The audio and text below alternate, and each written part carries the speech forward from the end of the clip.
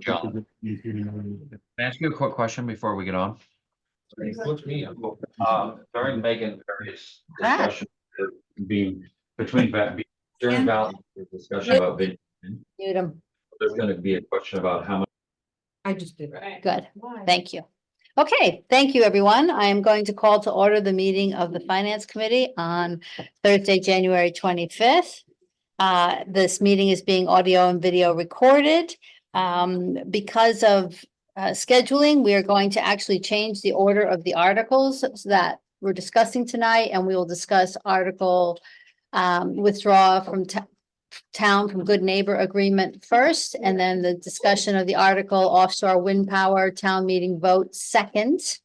And then we will go back in order to discuss articles, no town fund Surfside Crossing, charter change department heads report to town manager, and appropriation African Meeting House investigation. So with that change, may I have an approval of the agenda? So moved. Thank you, ma'am. And a second. So Peter Schaefer approved, Jeremy Bloomer seconded. And okay, so with that is Val here. I am. Hi, I Val. got here on I time. didn't see you sneak in. Here, come sit next to me. Can my compadre sit Oh, with yeah. me as well? Yeah, they We'll can, go down. why don't you all go down to the Yeah. end? That way we're all looking in the Okay. same direction. Thank you. Thank you. No, you're good. I'm Amy You're good. DeCivio, and I'm Nice to meet you, Amy. Nice to see you. Denise Crono. Hi Denise, hi everybody, Hi. thanks for letting me sit in. Of course. Hang on, I'm just gonna hand you each one. of Thank these. you. Well,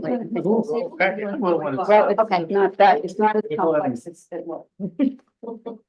So Val, what we'll do is I'll have you talk about your first article. So the withdraw town from good neighbor agreement.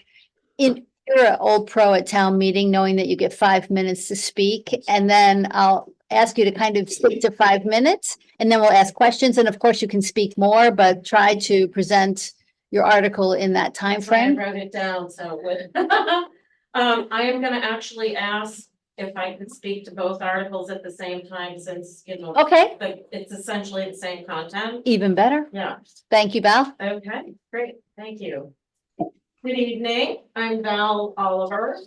I reside at 3B Newtown Road. Thank you for the opportunity to let me present my articles to you today.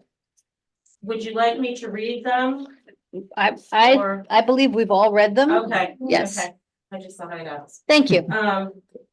So with your permission, I'd like to discuss, oh, I already said that jointly. Don't worry. I put forth these two articles as I believe the Nantucket Nantucket's Good Neighbor Agreement and Vineyard Wind harms the town and harms our residents, and the same would be true for future agreements.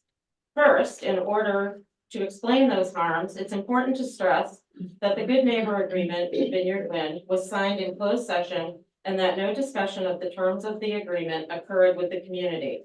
Even though the provisions in the agreement will seriously impact every resident, every property owner, every business owner, and the town itself potentially forever. If you look on page 3 of the Good Neighbor Agreement, which we just handed you all copies, to summarize, Vineyard Wind's obligations, Vineyard Wind agreed to pay 13 million into the community fund. 4 million is predicated on the approval of the Vineyard Wind 1 project, now under construction. Any further payments are based on Avangrid's ability to build 3 other offshore wind facilities within our viewshed.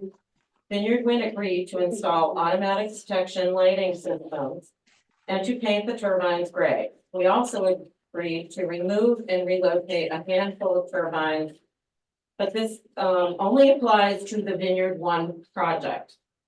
On the same page is the Nantucket parties' obligations. Those parties are Town of Nantucket, Nantucket Preservation Trust, and Mariah Mitchell. To summarize the Nantucket party obligations, Nantucket parties are to inform residents and visitors of the benefits of the Vineyard Wind projects, the benefits. Nantucket parties are to inform federal, state, and local officials of their support for the projects as part of the federal review process. Nantucket parties agree that the money and mitigation stated above are sufficient to minimize the visual impacts to the island. And also, Nantucket parties must inform BOEM, Bureau of Ocean Energy Management, the Nantucket Park Service, and the Mass Historic Commission of this agreement.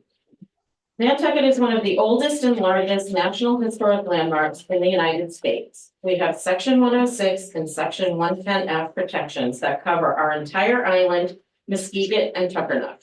It's imperative that we all understand that our viewshed is covered under those protections. Members of the Historic Commission and the HDC and many other organizations expend a huge amount of time, effort, and money protecting our island's historic nature. And Nantucket works and lives here and owns property, benefit from these protections. We all benefit.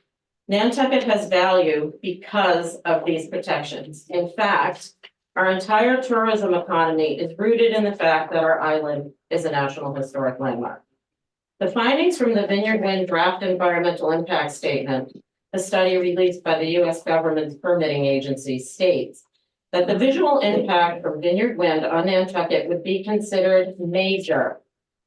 This finding was an obstacle in Vineyard Wind's permitting process until Nantucket signed the Good Neighbor Agreement. The Good Neighbor Agreement essentially gave us almost nothing to mitigate the impacts to our viewshed. In fact, most of the mitigations that were agreed to are considered industry standards at this point. The Vineyard Wind final impact statement says that according to what's coming down the pike for us, 775 turbines will be visible from Nantucket. I believe we can all agree 775 visible turbines is a major impact. Just look at the picture I handed out from Cisco. Clearly, these major Kit Noble took that picture, so I would have to ask him. Okay, because it makes a big difference, but. Oh, I know. Okay. Yeah. Clearly, these major impacts to Nantucket from offshore wind will negatively impact our economy. According to the town's own attorneys on this matter, Cultural Heritage Partners, offshore wind could cause Nantucket's tourism economy to lose more than $815 million over the next 30 years. I would say that number is conservative, given the same lawyers suggest that Newport, Rhode Island could lose an estimated $5.17 billion. The Good Neighbor Agreement covers 4 projects off Nantucket shores. The Vineyard Wind project that we see now is the first. 3 more are included. According to the terms of the Good Neighbor Agreement, the Nantucket Offshore Wind Community Fund should have received $4 million back in November 2021. Good Neighbor Agreement projects 2 and 3, Park City Wind and Commonwealth Wind, have canceled their projects because the economics don't work. In fact, the owners of these projects want out of the contract so badly that they have paid roughly $70 million to do so. Why is this important to Nantucket? Despite what you may have heard, delivering energy from offshore wind is expensive. On January 22nd, 3 days ago, the market price of electricity in southern Massachusetts was just $38.67 per megawatt hour. Vineyard Wind's power purchase agreement states that 20-year average nominal cost of its power purchase agreement is $89 per megawatt hour. Our electricity bills will not be getting cheaper, that is for sure. The reason Park City Wind and Commonwealth Wind have canceled is they want more money for their projects. Certainly more than the $100 million they just paid in fines. They want it from us, New England ratepayers. Will those deals ever close? Will Nantucket see more money from the Good Neighbor Agreement? Are these payments to the community fund worth what we will pay individually for our businesses to run our schools, our town? Nantucket would have benefited greatly had we properly vetted the Vineyard Wind project with the community. Now our hands are tied. And there is one additional very enormous cost that Nantucket needs to consider: decommissioning the turbines. It's recently been discovered through a Freedom of Information Act request that the U.S. government has delayed the mandate for Vineyard Wind to escrow funds to remove the turbines until after 15 years after the project is operational. It is estimated that decommissioning a project is as expensive as its construction costs, although it's very difficult to find exact numbers. It could cost billions of dollars to remove those defunct power plants, and there's absolutely no guarantee that Vineyard Wind LLC will do that or be able to at a future date.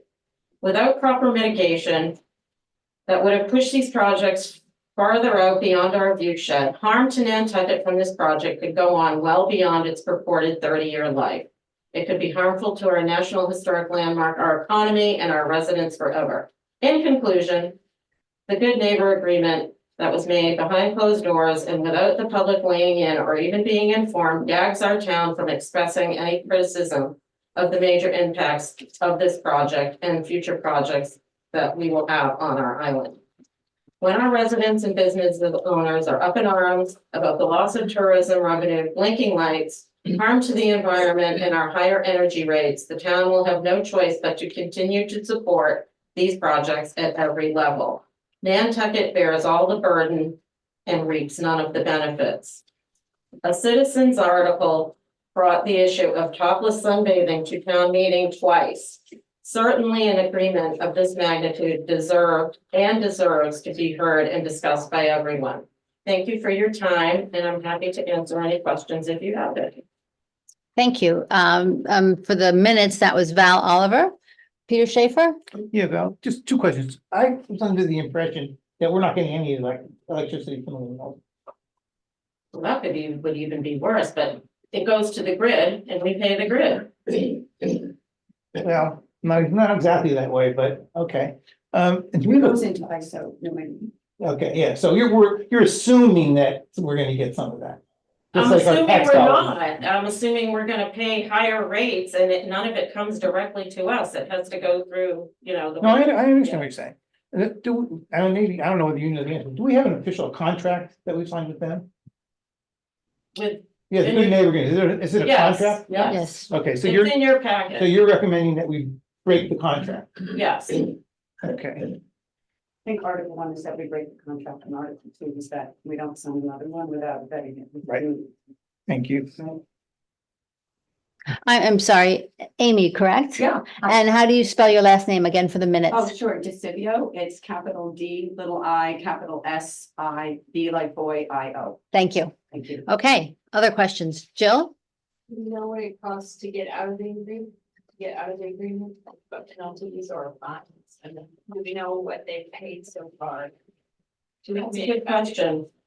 Well, you want me to Yeah. answer? I mean, in terms of what it would, if it would cost anything to get out of the agreement says, and I put it in front of you, there's a clause.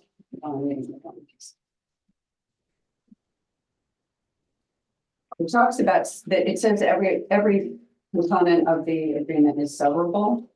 So it doesn't say anything about penalties or fines, it discusses that was, so that is not clear, it just says that all of the tenants are severable. Jeremy? Uh, Bloomer? Have you had conversations with town council on this contract and what, and its components? So as to quote, break this, there's performance on both parties, you would hope. And it sounds as if the performance on one party is not necessarily been there as expected. So that creates an argument. That argument may not be dispositive, but that is an argument. Have you talked with anyone so we can understand this contract? So we brought this up at select board meetings, and we talked to many of the select board members directly about it. I think there's sort of two things going on, but I think one of the things is that the importance of this agreement, it seems that this should have been something from the beginning that should have probably been vetted through the community, and there's so many people with good knowledge about this that it would have been really helpful to bring it forth that way, that some of the things that we're bringing up might have been discussed in more depth by members of the community, since it impacts everyone, had that happened. Right, but I guess to Jill's question, it's one needs to understand how locked in the town is because of activities done historically on this contract. And before you answer that, I want to just make a point. They will build this whether we sign this agreement or not. These are federal waters. They're not Nantucket controlled waters. So the only thing Nantucket could do is continue to sue Vineyard Wind over and over and over again to try to stop it, but we would not have ever been able to stop it. Actually, that's disputable. And I would say that the impacts in the draft environmental impact statement reflected that the impacts on Nantucket would be major, and that was enough to not let the project advance. This is a national historic landmark. We have pretty serious protections. So what should have happened? But we is don't. There should have been, well, the onus of this the burden of this ends up on the town. Unfortunately, it should be the federal protections. It would be great if the federal government is responsible for that, but they do defer often to the town, which is why it was very important for Vineyard Wind to get Nantucket to sign off on this. So if we gave it the blessing, then they were able to move that rating from major to something other that enabled them to sign the agreement. I was part So I of think this. like mitigations that would have made this not major would have been get it out of our view shed. And instead, we made a smaller compensation, but received money as a mitigation. So it was probably a trade-off there. I mean, I was full disclosure, I was part of the working group way back in 2020. And my understanding from the lawyers at the time was what you've just said isn't actually true, that it isn't, that we really had the fact that we were able to negotiate at all was, I don't want to say a Christmas miracle, but it was very difficult. And Matt, you Yeah, were also, I'll- I'll let you also jump in. Yeah, I'll wait in. Just to say, because when we were having these discussions, we were doing all those things. Can you move it farther away? Can you paint them a color? Can you only do the automatic lighting system? All of the mitigating factors were definitely discussed at length Right. at the time. So, Matt? Yes, I would say some of the things that were our standard protocol now were things that we requested and received.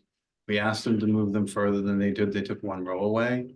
I think the idea that this back in 2021, this was one of the only things that the Republicans and the Democrats actually agreed on. This was full throttle at the time to happen. It wasn't gonna slow down. I think Bohm was offering 300,000 mitigation, and that was it.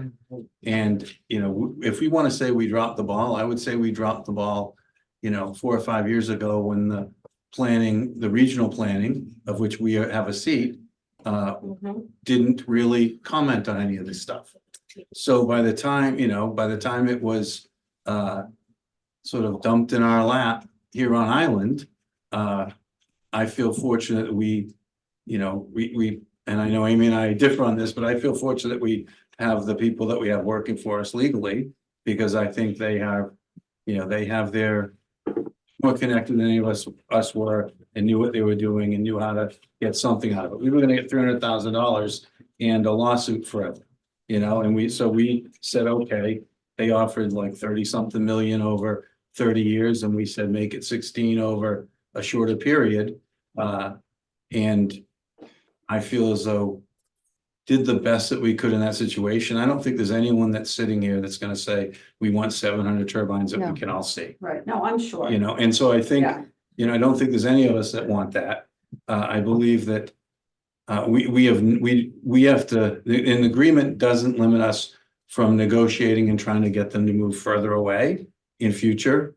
Well, it does in the future projects that are within the agreement, but not. Yes, we're not with the other ones, and some of those are fairly close too. And so and we have, in some of the direction I believe that we've given now is that we don't want to see it. And where's that gonna go? We don't, who knows? Yeah, I mean, I know that they have, and I appreciate the work that you guys did on this, and it was also very new. This is the first project, so there was no, there was no precedent, really. You guys are it. And I will tell you, interestingly, we're it in a lot of reasons, even environmentally. One of the chief marine biologists at New England Aquarium even says that this is like a lab experiment. Let's sort of stick these up and see what this does to marine life. And, so we are kind of an experiment everywhere. But I will tell you, other municipalities and organizations up and down the coast have seen your Good Neighbor Agreement. The same law firm brings it to them and suggests that they sign something like it. And many of them have turned them down. Cape May, New Jersey has similar, not even as stringent protections as Nantucket. but they do have historic value. And that municipality joined forces with, you know, like a Chamber of Commerce group and a environmental group, and sued on the Orsted projects, and they, in turn, 2 weeks later, those projects pulled.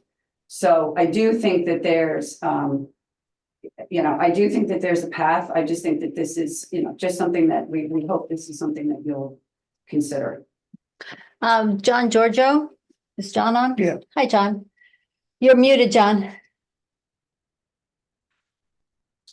You're still good. Good evening, everyone. So I think what I want to emphasize with regard to these two articles and several other articles that the Finance Committee will be talking about this evening is that we all have to stay in our own lanes. Okay? This agreement was negotiated on behalf of the town by the Select Board. Mhm. And the Select Board, under both Massachusetts law and your charter, are responsible for appointing counsel to represent the interests of the town and also to compromise claims. And that we can call it, and it is called a good neighbor agreement, but in essence, it was an agreement by the town not to pursue a legal challenge to this project in exchange for mitigation. And there are many, many, many court cases, both existing and potential, that are settled on such a basis. And the one entity in the town that's authorized to compromise claims is the Select Board. Town meeting has no role in this whatsoever. And I think it's important. So when we reviewed these, we said, well, these are non-binding in any event. But the problem is, even if it's non-binding, I think there's a real danger in the Finance Committee giving oxygen to any of these non-binding articles because it creates expectations, and it is not something that is within the legal authority of town meeting to act on. Anecdotally, I had a client, a municipality at one point where a non-binding resolution was voted on at town meeting, and everybody said, oh, it's no problem, it's non-binding, whatever. Guess what? 2 weeks later, we were sued by a group of citizens who had sponsored that non-binding article, and they were trying to get it enforced in court. Now, that was a ridiculous lawsuit, and we had it dismissed, but it did not prevent a lot of upset in the community, a lot of legal expenses. And I think you've gotten to a point in Nantucket where these kinds of non-binding articles can do real damage to the town. And frankly, I don't think it merits a lot of discussion because it is just so far out of the purview of town meeting that it's only going to cause upset in the community. And what, we're going to cancel this contract? Yeah. Well, you know, that would be a crazy thing to do. I'm sorry, I'm being a little bit blunt here, but that's how I feel. The town retained Cultural Heritage Partners, a nationwide firm very steeped in advising municipalities on these offshore and onshore wind projects. And the Board of Selectmen followed their lead, made a decision to compromise the town's claims in exchange for mitigation, signed the agreement, and it's done. I have a question Thank for you. John. Okay. Yep, so, first Matt for John, because he spoke John, first, and then, yeah, sorry, John, it's Matt. I have a question. What is our exposure in the Good Neighbor Agreement if a town board, finance committee or town committee, votes against this? Do we have exposure in that? Could they sue us and come back to us for not fulfilling it?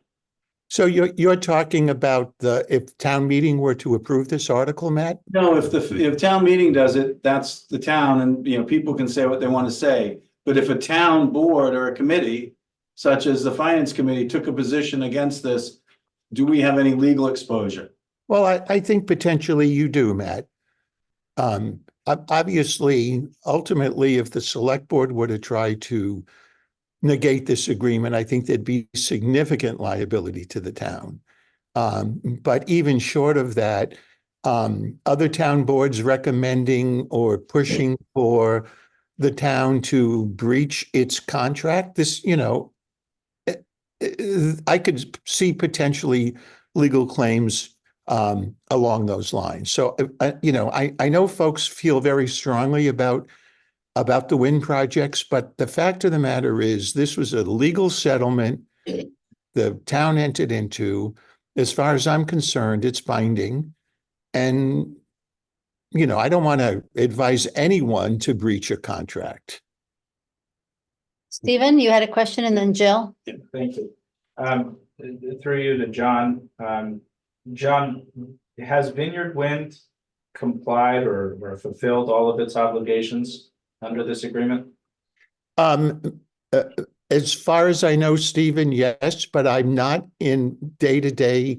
I haven't been looking at this on a day-to-day basis. I'm sure if they were. Let's just look at it on the amount of money. Have we received or has Vineyard Wind contributed $4 million to the fund? Can I defer to Brian on that? Yes, of course. Brian Turbot? Can you repeat the question, Madam Chair? I'm sorry. Yes, did Vineyard Wind pay the first $4 million to the? Yes, Yes. to the fund. Yes, they have. Yeah, now I would also say that money goes into a fund. Mhm. And there are various stakeholders that are going to benefit from that fund. Not every dollar goes to the town. That's my recollection of the agreement. That's correct. But there are a variety of stakeholders who will benefit from those payments. Jill and then Amy. Go ahead, Jill. So you're saying though, in all, we're supposed to be getting 13 million? Or The word that we doing hear all the great. time is 60 million, but when you read the agreement, it says that there's a $4 million payment for the first project and 3 million for each subsequent project. That would be 9. So that makes 13. So I don't know where 16 comes from. But those phases, and anyone can answer, I don't know. Those phases, 2 of them have been canceled 2 have and the been 4th canceled. project is not even started. So, they have now, they have canceled. So we don't expect to get money from them because they're trying to get out of it. Well, they're trying to renegotiate their agreement with the state, right? That I'm not fully Yes. up to speed They on. want to do it, but they want it better too. They want higher power, they want higher rates and I'm sure more incentives. So, I believe according to the original agreement was that the first project, the Vineyard Wind 1 project would have, would be paid the highest rates that would be negotiated with the, in the power purchase agreements.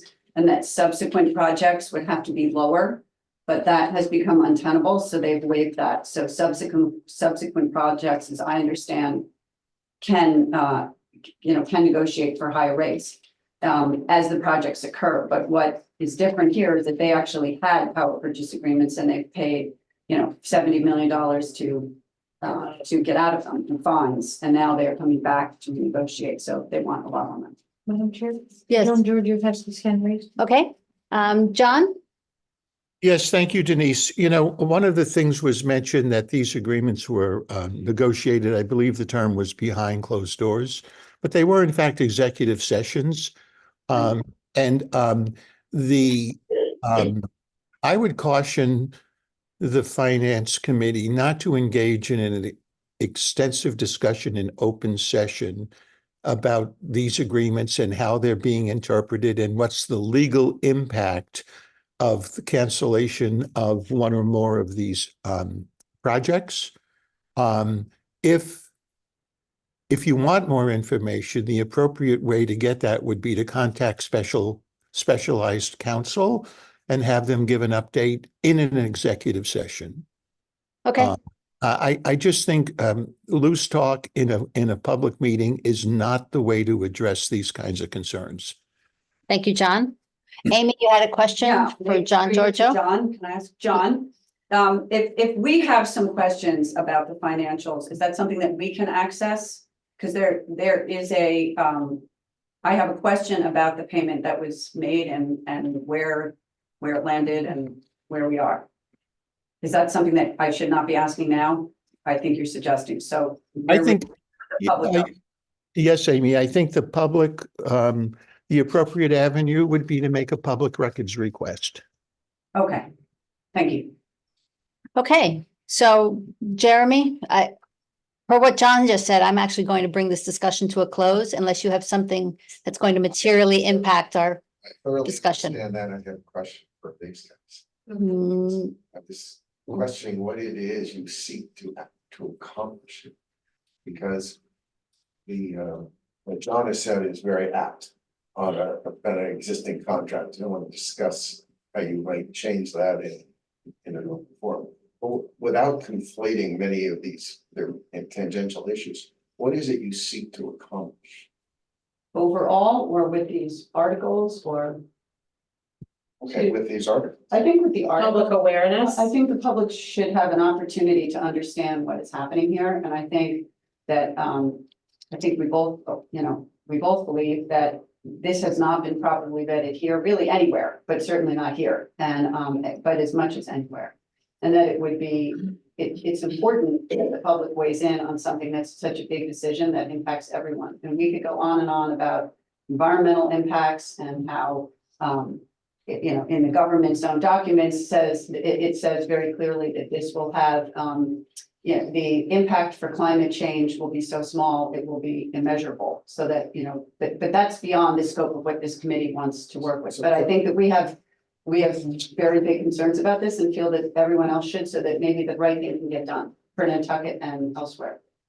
So in summary, your warrant articles are a mechanism to have greater community awareness of all of the issues surrounding this project. And to weigh in on these, I mean, that this is so important, that Nantucket's National Historic Landmark status is your economy here, is the economy. It's a huge reason why people come here. It's, everybody does such a great job. I'm a summer resident. We come back every year. Everything is beautiful here, and it's not for a little bit of work. It's a lot of work. So, Last question. but to protect that, this really compromises that. Sorry.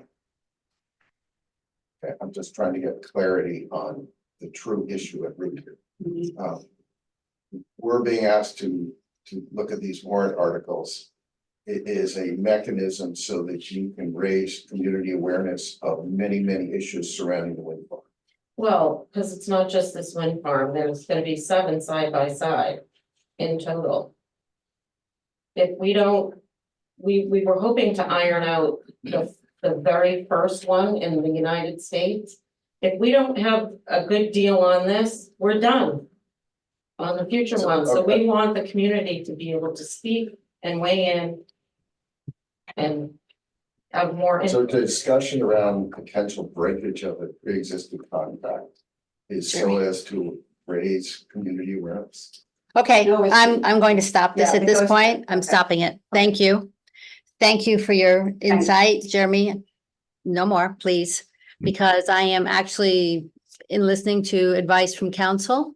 I would rather stop it, and if we need to bring it back another Sure. time and talk about it again, we can. Okay. But I would rather be able to stop it right now and then, What's privileged about anything that's being discussed here? This is a public document.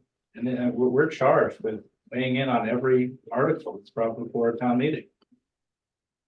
Why are we just hearing about this in this public meeting, that it's somehow inappropriate for us to discuss? If I may, yes, John, go ahead. if I may, Madam Chair, so it's the if the opponents of this project want to raise concerns, the issue is what's the appropriate forum? They can go to a select board meeting during public comment. They can publish things in the newspaper, but we're here, you're here to decide recommendations on specific warrant articles. And my point is that town meeting has no role in this under the law. And so it's not the appropriate forum to have a wide-ranging discussion on town meeting floor. Can you prevent that from happening? No, but I think it's going to be unfortunate if that's what occurs here. Go to the select board meeting during public comment and voice your concerns. Can I just ask that question? Can you explain to us, John, why this would have no standing? I mean, I know you mentioned it sort of, but I'm still not understanding. That's something that would impact every individual and every business on this island, why that would not go to town meeting. So I know this is a contract, but it's not a typical contract. It's not like you're putting a contract out to see who's going to pave your roads. This is this has deep impacts, and this first project lowers the standard for all the subsequent projects. So, and I mean, I'm not sure that I'm understanding why this wouldn't be something you'd want to bring in front of the community. Madam Chair, may I respond to that? Please, John. So it's not town meeting's role. It's not town meeting's jurisdiction. The select board agreed on advice of counsel to enter into this agreement because it was in the best interests of the town. So when I say, you know, the town meeting is the town's legislative body, approves bylaws, appropriates money, accepts statutes. Those are legislative functions, and that's all that town meeting has authority to do. To spend time on debating non-binding articles over which town meeting has no jurisdiction is a bad precedent to establish and continue in the town. It's not the right forum. Thank you, John. Okay, So Jeremy. again, unless we are discussing in length legal strategy and cost possibilities of breaking a pre-existing contract, that I can see why you wouldn't want to discuss in a public forum. But that's the only part of this that I see you wouldn't want to discuss. That's why I was trying to get to what, and I understand John's concept or point that it's the wrong forum. But if we get back to the root issue of what they are proposing and why they are proposing it, in many ways, you guys just want any forum. Am I correct? No, I'm trying to understand. Yeah, so we've gone to town meeting, we have paid for gas. We've paid for mailings, we've, tried to bring this to public awareness, that's part of it. We've gone to select board, not town meeting, excuse me, we've gone to select board. But the crux of what other municipalities are doing here is they have sued on the environmental side, which we are doing as an organization. Our organization is suing on the environmental side. But they are also towns that have section 106 protections are also suing on that. The problem is the good neighbor agreement, the clock started ticking on the statute of limitations on that. Fast 41 pushed that, it started clicking the minute that the project closed. So because of the fact that the town signed the good neighbor agreement, you and me and everybody here as property owners in this community don't even have the opportunity ourselves to say you are infringing upon the fact that we have property on a national historic landmark. That statute of limitations has run out. So the town has to handcuff not only you, but everybody to push back on that. So I think that is why this probably should have come to reach the public. This, the good neighbor agreement wasn't really discussed before or after. And in fact, really the first time anybody had heard much about it was 2 years after that payment was made. That payment should have been made, or I believe it was made, for $4 million in November of 2021, but the press release on it was November of 2023, 2 years later, and the statute is out. So it's handcuffed everybody. Matt, did you want to add anything else? I'm not sure about the statute part of it. I mean, that's a John Right, question. no, but I meant in Consulted general. with an attorney. In general, Yeah, as a select board. well, in general, if something did change, we wouldn't be, we wouldn't be talking about it publicly. We'd have cause and we'd be doing it, but, we wouldn't, just like the previous decision, negotiation, et cetera, was where it was. And I think the venue, again, the venue was Sorry. 10 years before, 6 years before, when the public hearings were happening for this, and we had a seat at the table. So when it got to the point where we were at, we were a month or two away from them approving it completely. So, I mean, that was, anyway. There was only one public meeting I heard of in 2019. The Athenaeum. In February. February. No, there was, but I'm talking about, we should have, the process, we should have, if we're gonna go back and second guess how we messed up at the regional level, not bringing that back to the island level and saying, this is the thing we're talking about, this is what's happening, let's study the impact of that. That never happened. So by the time it got to the select board level and the town level, we were under, sort of under the gun. Mhm. And it was, so we had 2 or 3 years that we could have been, potentially doing some of the things that you wish we had done then, but we didn't. So. Well, I think the second article also applies here, that the Amy. second article is, I'm sorry, let's have to respond to you, sorry. Yeah. President. Hang on a second. First, Jill and then Peter. What I heard, Matt, was that it was the select board that was the power to do it. Mhm. I didn't hear MPEDC from John. No, but it wasn't, no, but the point is, Before that. yeah, the public hearing things, that all could have happened. Could have been. Engaged in public temperature. Yeah, that's, that would have been, I think, that would have been started the process. When it got to us, it was one of those, it was a hot potato, people had bounced around, and it came to us at that point, like, this is gonna happen. What are you gonna do? And that was, when they reached out and found as qualified legal as we could on this issue, and worked with them and followed their advice as best we could. And so that's the reality of what happened. Now, I wish, we live in reality, and I wish I could go back and make it different. I wish we could make it, a more robust from the beginning, but that wasn't how our town did it this time. So. Peter? I agree with what Matt said at the beginning. There's no one in this room that probably wouldn't be happier if we didn't have them at all. But at the same time, I look back and I say, the proverbial, the ship has sailed. And we really don't have, no matter what we do, we're really not gonna get them taken down. And we really gonna spend a lot of money in court on something that we really don't have any right to do. And I agree with you 100%, we shouldn't have them.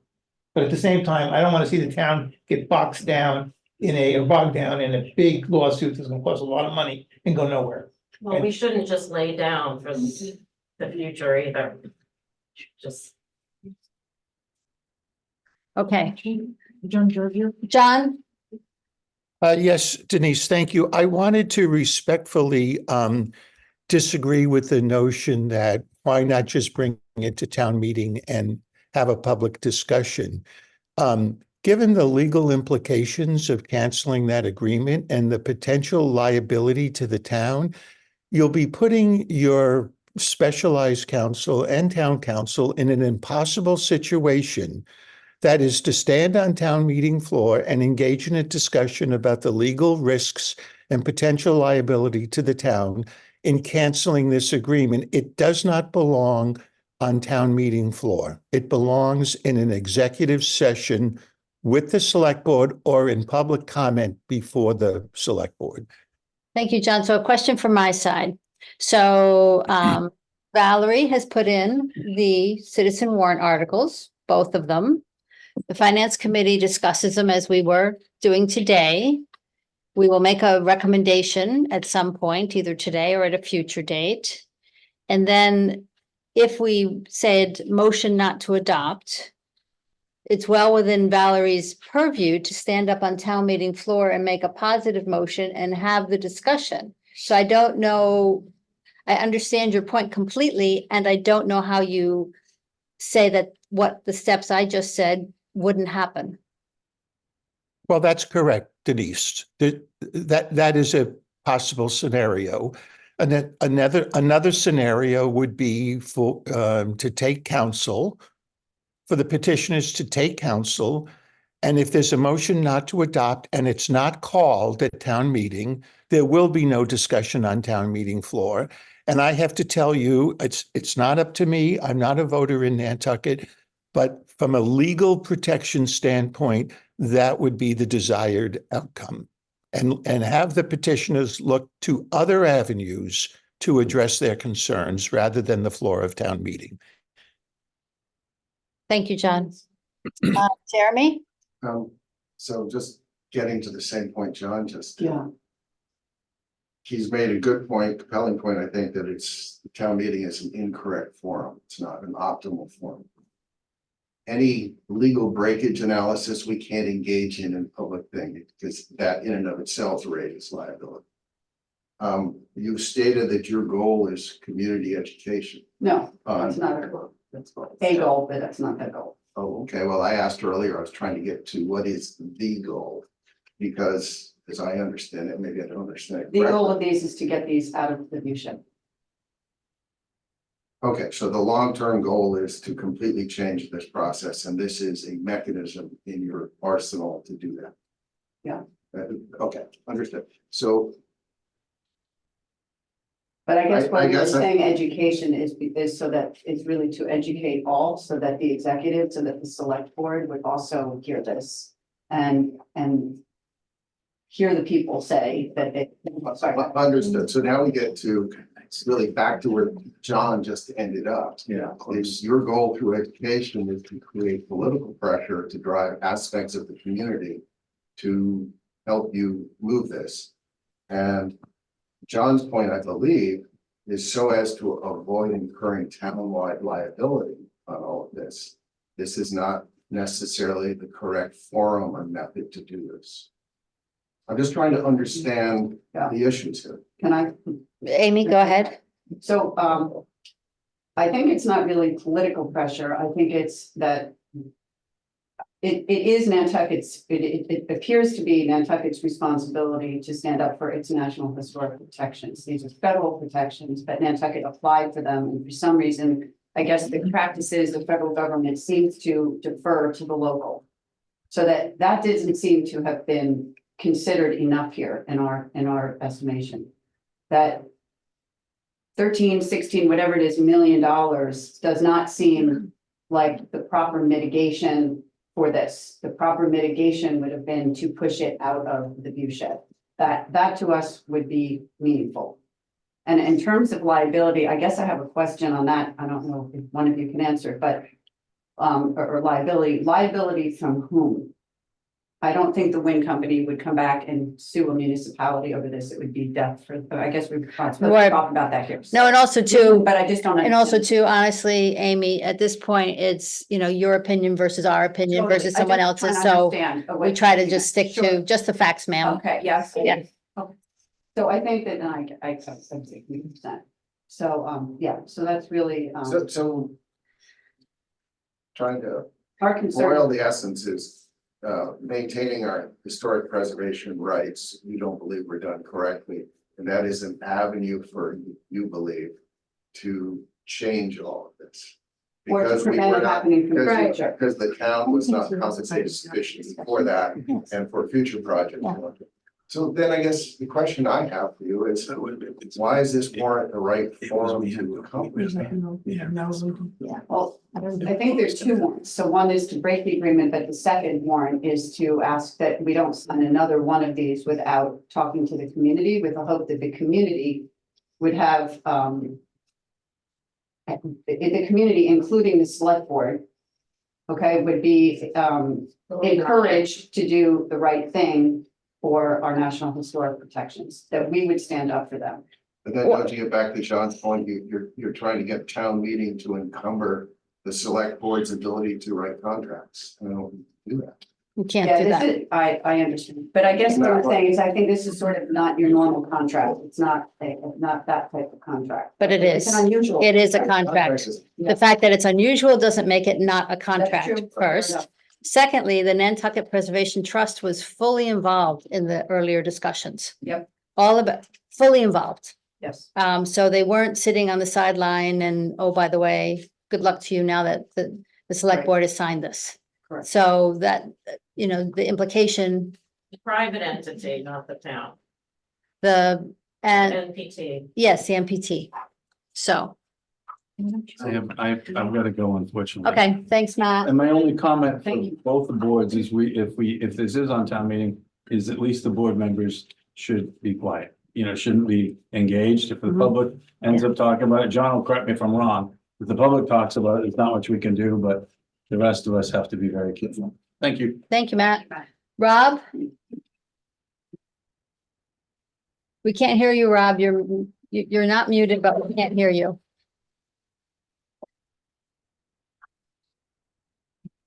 How about now?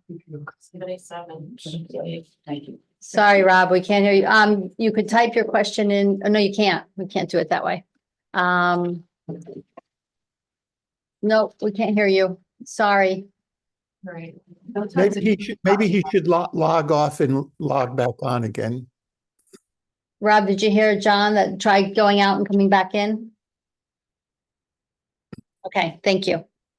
Okay. Are we gonna have public comment? No, Really? really. Wow. Why do you find that offensive? No, because we're currently in deliberations in the committee. So we haven't opened it up for public comment. Oh, you're gonna, Yes, oh, okay, I thought you Yes. said you're not Yes. having public comment. yes. All right. Okay, I did say that, but No way. we're within the committee right now and the sponsors. Peter, I just want to get something clear. Article 78, which is the one that in the future, we don't allow it without having presented it at a town meeting. From what John's telling us is not, it couldn't happen anyway, because it's wrong to use town meeting for this forum. So there's really no reason for that article. Because we couldn't use everything going forward, from what I understand. So I would like to make a motion for both articles that we do not accept. okay, but before we do that, I will open it for public comment. The discussion for public comment. So Cliff, go ahead before Peter, Rob, can you speak now? No. Can you turn? That's weird. We can't hear you. Oh, yes. Yeah. Kind of. Yes, You hear me now, Denise? Yes, now we can. so rather than, So I think Peter just got where I was going, so I'm glad you can hear me, and I would second and support that motion. Okay, Or, sorry, you were moving it forward. that's okay. No, I just, we can't have motions while we're trying to have public comment. Forgot about I was just Oh. asked, I'll withdraw the second until you're ready. We can't, I'm so sorry. People. I keep forgetting. I'll come through please, you. a little discipline that's from why, everybody. that's why I want. Thank you. So right now, John, Cliff, go ahead. Cliff Williams, live in Somerset Road. I'm kind of confused by council's opinion on contracts. We cannot lease a piece of land for more than 5 years in this town without going to town meeting and voting on the contract. So maybe I'm confused on what he's talking about. It's, You can't mess with geofence tubes and land out there to lease unless you go to town meeting. So I don't know why he's talking about we can't enter into contracts. I'll end it with that. You can comment later. I take care of the instrument landing system for the FAA. I asked several years ago, did they do the study on the fact that the instrument landing system goes out 18 miles into the windmill field? And they hired a company. They said they were supposed to do a study. I've never seen that study. So I wouldn't want to be the first person that comes on approach, loses power, and contend with landing in the water is one thing, but contending landing in the water after you manipulate a bunch of windmills is going to be something else. So when you say they haven't breached their contract or contractual obligations and all this legal binding stuff, as far as I'm concerned, they've breached their contract by not doing those simple things. And that one of them was a study through the FAA to make sure it's safe to have these windmills that close to the approach path. so I don't have the answer to that, Right. Cliff. And neither do they. So that's just one more point I'm making. We've watched everything from whales being killed. Again, we can't prove that, even though it simultaneously happened with this testing of ultrasound in the water. I mean, this is just juvenile. I don't think anything. I was on this committee for 9 years. It was probably the best thing I ever did so that I could learn things like this and come back and comment, hopefully with some clarity. I would never let anything like this happen. I would never negotiate any of this stuff until I brought it to town meeting. And that was always my position on the finance committee. When these articles are too big, it has to go in front of the town and the voter. For Dylan Fernandez to mislead everybody, and I'll try to keep it civil. Please do. He started this in 2012, but yet we never saw anything until 2019. So this guy doesn't represent me. I don't know who he thinks he represents, but this has all been a complete violation of our civil liberties, in my opinion, our rights. This stuff should have been hashed out on the town meeting floor, and all things like it should be. I don't know where town council comes in saying it shouldn't be talked about. You're afraid of being sued. Well, then too bad. Fight the good fight. Enough. Thank you. Thank you, Cliff. Madam Chair, Veronica Bonnet, you guys are. Okay, Veronica, He's muted. you're muted.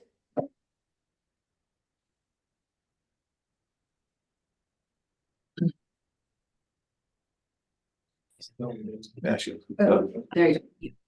Oh, hello. Thank you for allowing public comment. And I just wanted to add a couple things. I was almost disturbed by John Giorgio's comments that he felt so strongly that this isn't something that should be viewed in the public eye and that the town is at such risk of being sued. The Good Neighbor Agreement clearly states that either party can walk away from the agreement. It's very clear.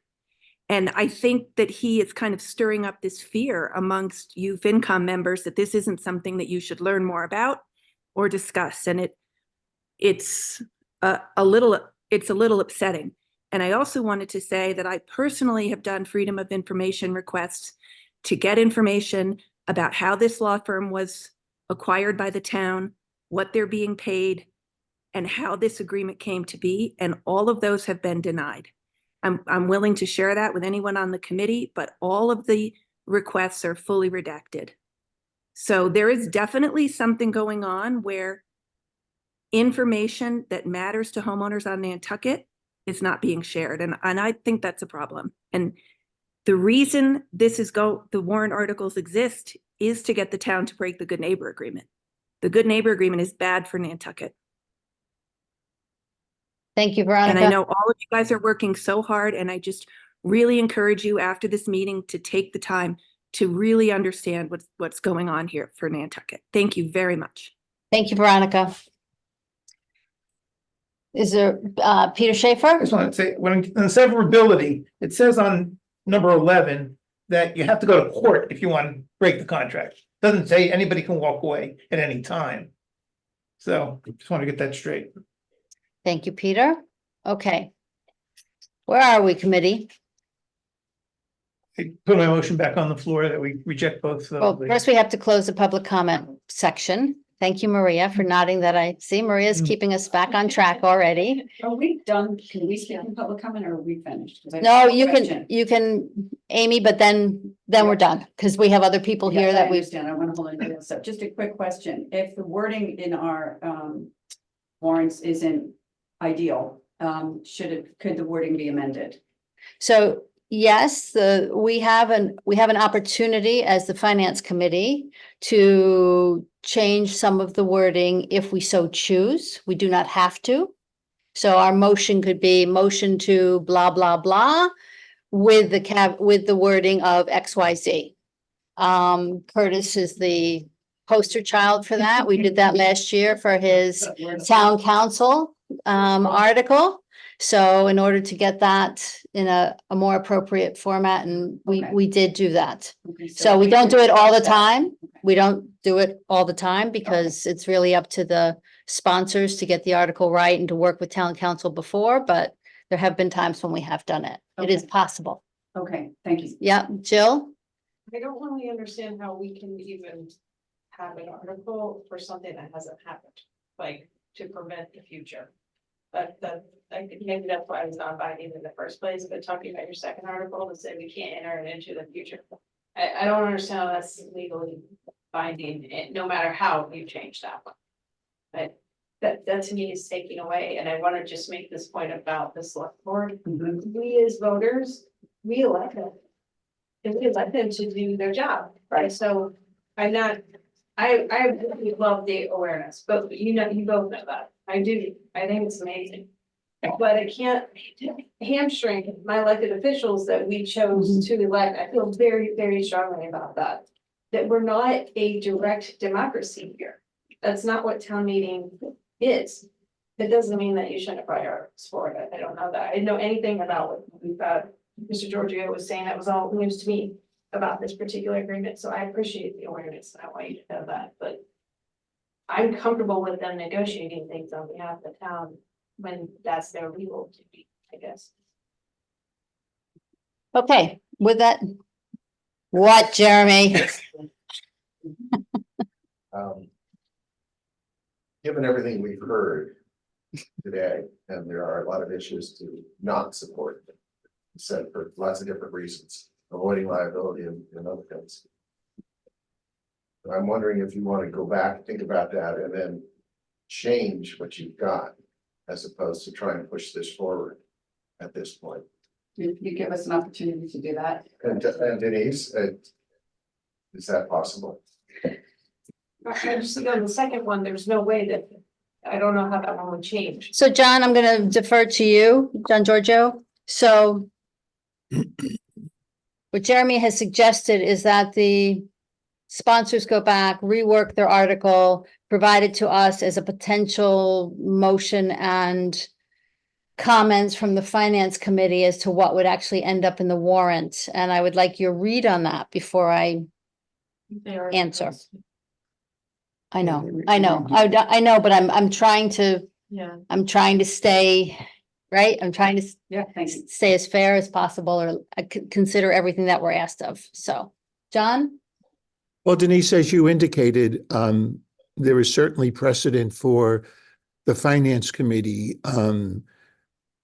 recommending a motion that is different than what's printed in the warrant, as long as it's within the scope Right. of the article. And it's really difficult to make a scope determination when you don't know what the motion might look like. Okay. All But right. subject to that caveat, there's no reason why you have to vote yes or no on this tonight. Okay, Correct. that I knew. Okay, thanks, John. All right. Peter, Here's the question for John. John, you said that we could change it, but in this case, they're asking if they can change it and bring it back to us. no, but. Well, Peter raises a good point, Denise. I'm sorry. The other alternative here is for the I mean, you have a lot of work to do. I don't have to tell you that. Getting ready for this town meeting. So the other option is for you to just vote based upon what's in the warrant, and the petitioners can bring another motion to town meeting that is different than what's in the warrant. They could certainly do that. Yeah. Yeah, and Peter, what I was attempting to suggest was that if they rewrote it and it was something we would want to adopt as the finance committee, it would become our motion. Oh, okay. Because I don't want to rewrite it. Okay, misunderstood. Right, it's not our role to rewrite people's articles. And John made a very valid point in terms of just for the committee, which is we can make a motion today and then on town meeting, they can bring forward an amended motion as long as it's within scope, which the moderator, as you know, will weigh in on as it gets close to town meeting. So that is also the possibility. So we did have a motion made and seconded. So we actually do need it. We either need it withdrawn, so you would have to withdraw it, Peter, and Rob second the withdrawal, or we vote on that motion. What's the committee's preference? I don't want to withdraw it. Okay, then, should vote on it. I agree. okay, Then I have a comment on the motion. okay, yeah, and now, but first we have to close the public hearing. May I have a motion to close the public hearing? Second. Close public comment. Close public comment. Thank you. Thank you, John. Okay, Jill made the motion, Stephen seconded, by roll call, Joe, Yes. Rob, Aye. Stephen. Aye. Jill, Jeremy. Aye. Peter. Aye. Denise, I. Okay, we closed the public comments. The motion on the floor is motion not to adopt, made by Peter Schaefer, seconded by Rob Giachetti. Stephen? So the one point I want to make before people vote on this motion is that we don't have any clarity about whether or not the town is bound by this agreement. You quoted or you read from Article 11 severability, which doesn't have anything to do with canceling the agreement. That's having to do with if certain clauses are found to be unlawful or something else. Section 5.5 seems to say if Nantucket parties decline to fill its obligations, then Vineyard Wind doesn't have to make any future payments. I think the reasons we described, there's probably no future payments coming anyway. So that's, something to consider here. So we've got a gag order that's enforced by future monies, and there's probably no future monies. Why are you making that assumption? But because there's 2 of the 3 pending projects have been canceled and 1 hasn't been started yet. So there were 4 projects, 2 of the 4 have been canceled, 1 we've been paid for already. Were the 2 that were canceled the ones in New Jersey? No, so it was the ones we mentioned, 2 in New Jersey also, Yeah. but the 2 that were part of 2 of the, am I allowed to talk? Sorry. Amy? Just trying to get the instruction. No, actually, now, nobody's talks except for the finance committee, please. Anyway, my point isn't that I have the answers, but my point is that I don't think anybody at this table has. So I don't think it's worth rushing to a vote right now. Stephen, I would Rob, go ahead. just through you to Stephen, I think that based on what we heard, that this just isn't the right venue for it. So whether the conversation should continue, it should continue through the select board, as town council described earlier, either in public comment or in interaction with them. Well, public comment doesn't allow for interaction. Town meeting does allow for the town to discuss issues, even if it doesn't have the authority to bind the town to do something. That's how we became a green community. It's how we've done all sorts of things over the years. We have non-binding referendums and discussions about things that later turn into policy. So I don't know that there's any better venue for a democratic discussion about an issue than town meeting. Public comment literally does not allow for discussion. So Correct. unless you can get it on an agenda at a select board meeting, you don't have a discussion. So that's. They're gonna be on the warrant regardless. We don't call it. Jeremy? I think you guys should come back and everything that's been said today and sort of refine what you've got here. And then we could evaluate that, because I think there are a lot of issues that are raised today that say that this process we put forward, these 2 warrants, may not be most likely not successful. And yet there are a lot of issues people want to discuss within this. Okay, I got one more question. go ahead, Jill. That's okay. If you're gonna change it, I think my big question for you is how does getting out of this agreement, if that's your desire, how does that stop the wind farm from being, the one that's Doesn't. built, how does it stop it from being built? Doesn't. it doesn't. But it might stop the other 7. Well, No, that's debatable, but we can't talk, right? we can't talk about that now. We're not in public discussion on this anymore. Okay. All right, we do have a motion and a second, so we have to vote on the motion. Unless. No, the motion's not to adopt and it's been seconded. Yes, so we have to vote, correct? Yep. Okay, so hold on a sec, and this is on withdraw from the town good neighbor agreement. I want to vote on these separately. Even though we discussed them together, I would prefer that we took the vote separately, so let me just write down yay and nay. And the motion on the table is motion not to adopt. Stephen? No. Jill? Which one? The first one, So withdraw from good neighbor agreement. And then we'll vote on the second one. And when will they have an ability possibly to amend what they're doing. It depends on how the outcome of this vote. They will not have they will have an ability, if this vote, if motion not to adopt fails, then I will defer it to a future meeting. If it passes, they will have to do it on town meeting floor. And then there's another option. And that is we could invite them back after they do this and they amend it, so we don't make a decision today. So you'd have to vote this motion down, You'd have to vote motion not to adopt down. which is the intent of my vote. No. That's how it has to work.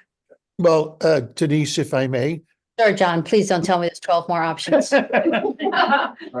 A lot of double negatives. well, I just want to make sure everybody knows what the options are. So if the motion not to adopt passes, Mhm. the petitioners can come back at a future finance committee meeting Mhm. with a different proposal, and you could move to reconsider. Yes, people who voted in favor of motion not to adopt. That- Actually, could Denise, reconsider, right? Denise, Yeah, I don't mean to be a contrarian, but that's a parliamentary rule under Robert's Rules of Order. Right. I don't think it's applicable to town boards and committees. I think if the committee in the future wants to reconsider, you can take a vote to reconsider. That's- Done, just hold on a second.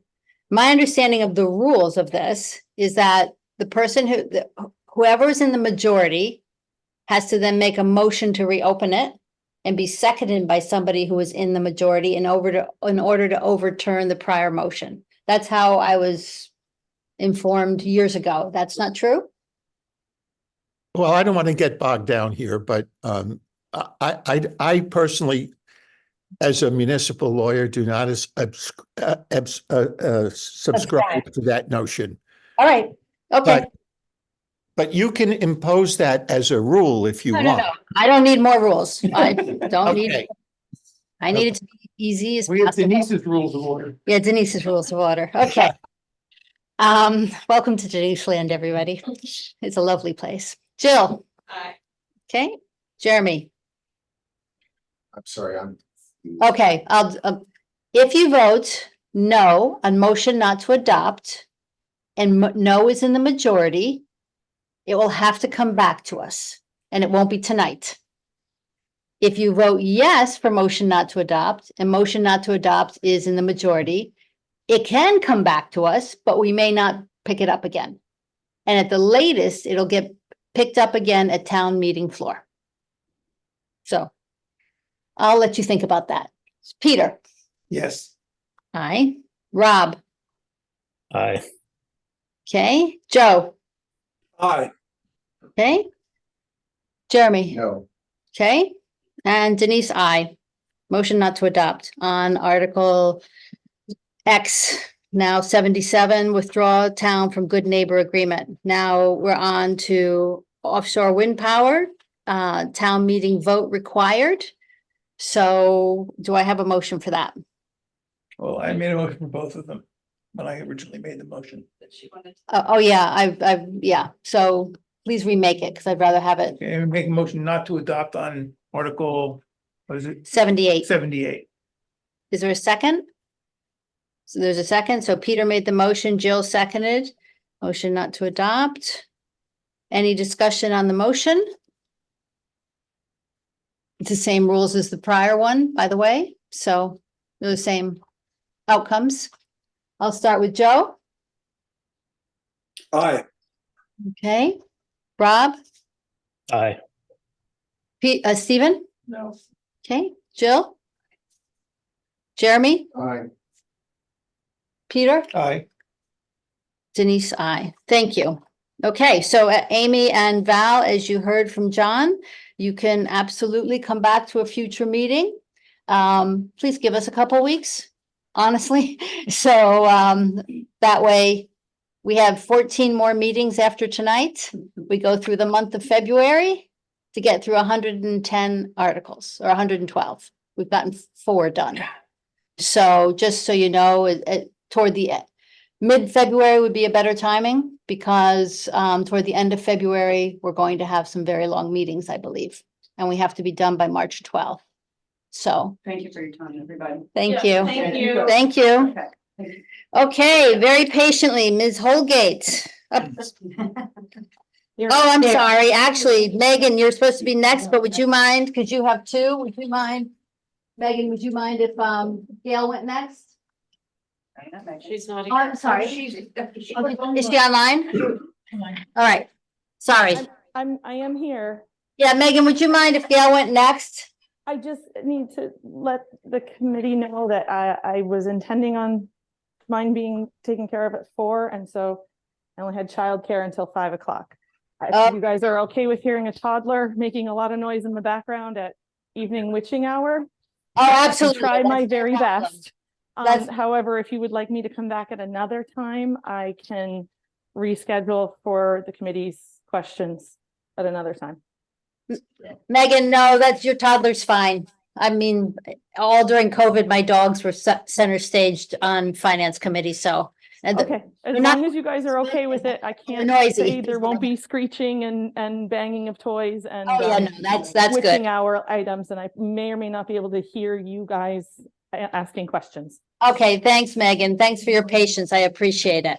Okay, thank you. Hey, Gail, do you want to come to the table so we can, and you can bring your posse if you want? My posse, yeah, Yes, I want to bring them. of course you can. This paperwork in? Yeah, well, this here will be, I have handouts, I don't know Okay. if people are interested. Yeah, or not. sure. Yeah. Peter will hand them out for you. Sure. Thank you, Peter. Where are They're they? coming around. Okay,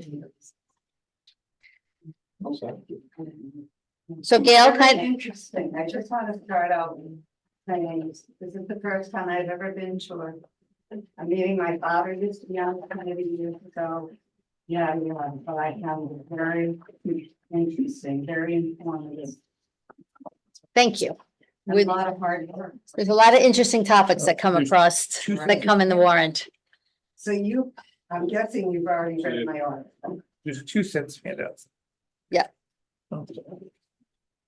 And so, We have read your article. Yes, thank you. okay, so I'm just gonna go down and answer all your questions. Okay, That's how I set it up. Is that all right? that's perfect. Okay, so number one, summary is public, I heard them say public awareness, and actually that very well. We're looking for accountability. We're powerless and unsupported as a community. And there's a lack of trust in our government. And to connect the gaps of protection, we want to know, it's been 6 years, there's no resolution to this issue. And to this hate crime, not an issue, it's a hate crime. We've done a lot of research and have printed out a timeline. That's what we passed out, a timeline of everything that happened. And it was nice that Jason Bridges and other people on the Board of Selectmen said that they were sorry that they didn't take care of business, but you know, and the police, they did 100 hours worth of investigation, but they didn't come up with anything. One of our questions was, why didn't they do, the thing, like, maybe I won't say it, geofence, which is a cell phone, they didn't track any cell phones that of people that had been mentioned to be at the hate crime at that time. They didn't do that. You asked us how much money did we think it would cost us to hire this team? Between $300,000 and $100,000. And I just wanted to put in there that the airport got $125,000 for their investigation. So, and You say between 300 and no, 100,000? 30,000. Did Oh, I you say said 300? You said 300. Yeah, okay. Well, I live high. I thought you meant $300 to $100,000. That's what I I said it. was like, well, that's a range. That's Don't be right. nervous. Don't be Okay, so nervous. Anyway, We're mostly nice. so 30,000, yeah, exactly.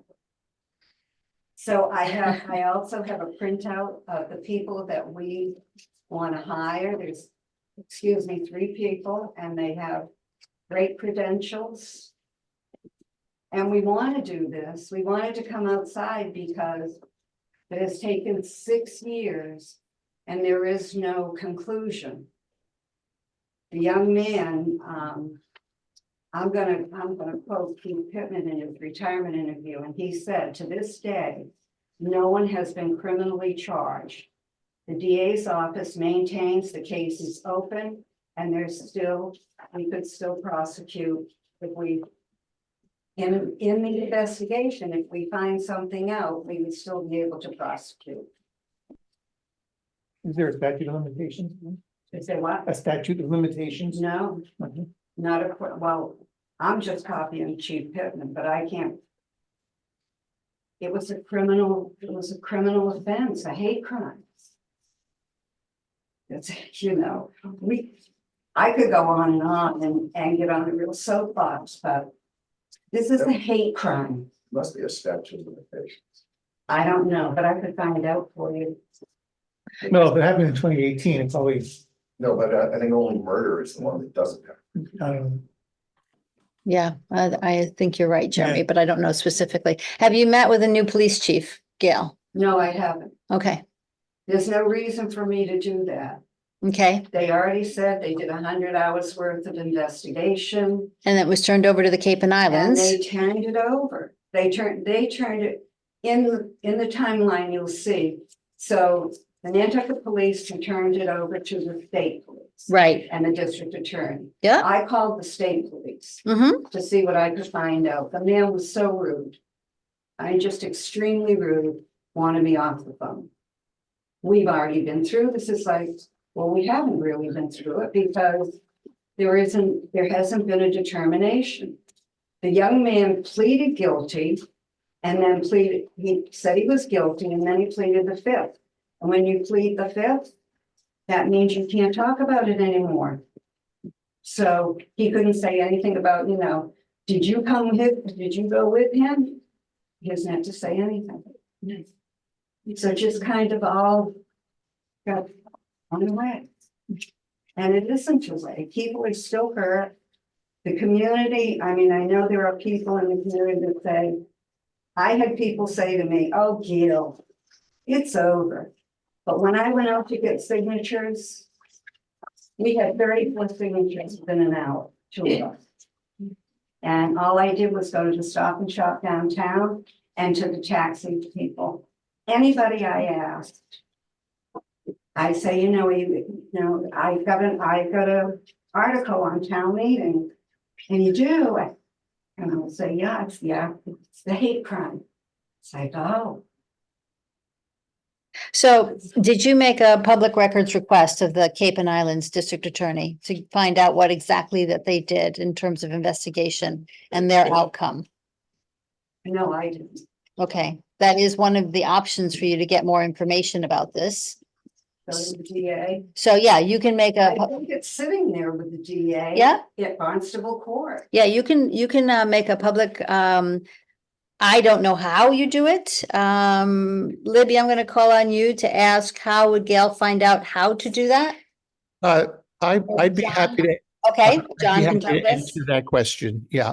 John, Well, let me interrupt for 1 minute. Sure. I didn't ask, but I think Jim Barrows, and he's the man that I spoke to about this in the very beginning.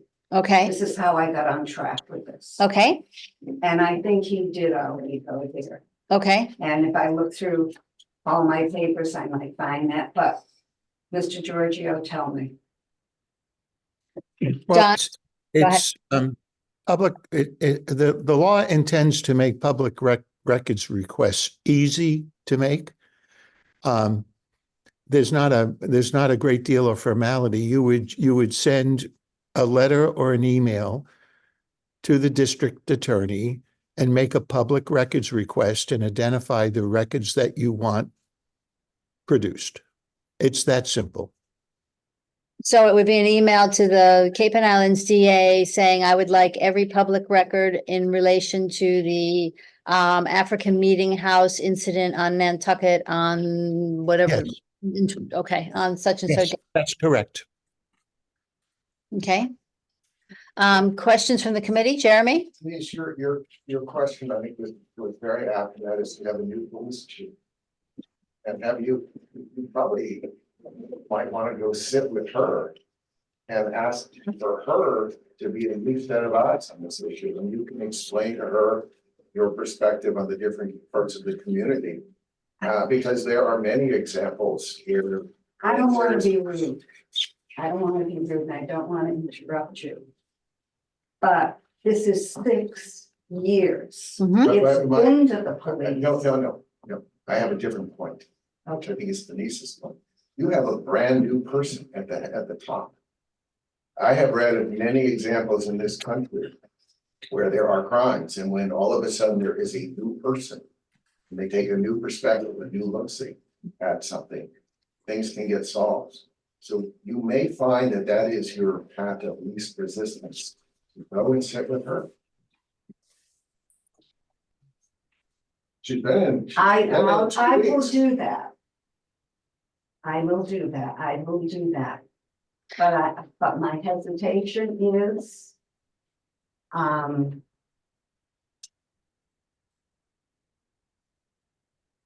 I really don't want to say publicly what other people have said Yeah, I don't wanna I don't think you be- need to. here on the TV. No, understand. And But you say have that. a new person, I'll do it. and you represent a large part of the community that has great concerns. I think one of the things that, I'm sorry, I won't talk first.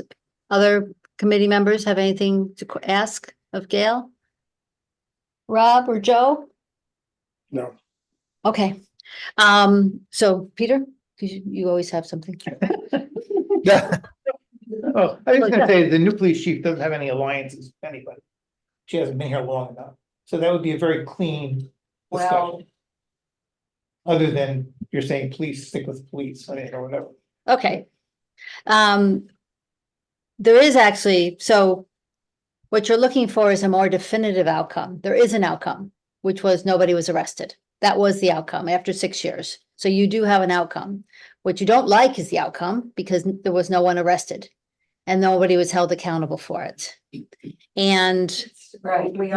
Right, so that's the- Accountability. right. So that's the point I'm making is that Right. there has been an outcome. So to say there was no outcome is a little inaccurate. There was an outcome in which they were never able to charge someone. What you're looking for, if I understand this correctly, and from what you've said, is you're actually looking for that you could get to a point where someone could be held accountable for it, Yes. right? The problem with your article is that the town cannot allocate funds that are overseen by an individual. It's against the Massachusetts, I'll have to read it. It's against the anti-aid amendment to the Massachusetts Constitution. So someone, if this investigation was to take place, if the town was to fund it, and there's no funding source in this either, these things aren't that easy to write. I fully understand that. There's no funding source for where the money would come from, whether it's $300 or $100,000. Then it cannot go, it can't be overseen by citizens. Because it would have to be overseen, town funds can't be overseen by citizens, they have to be overseen by town employees. Correct, John? That's correct. Maybe I don't understand the process. Right, that's okay, Because I'm asking for money right, to hire some individual people who have very good credentials. right. To investigate. What I'm saying is the investigation didn't go well. It Or did- did it not go, where did it not go well? In court?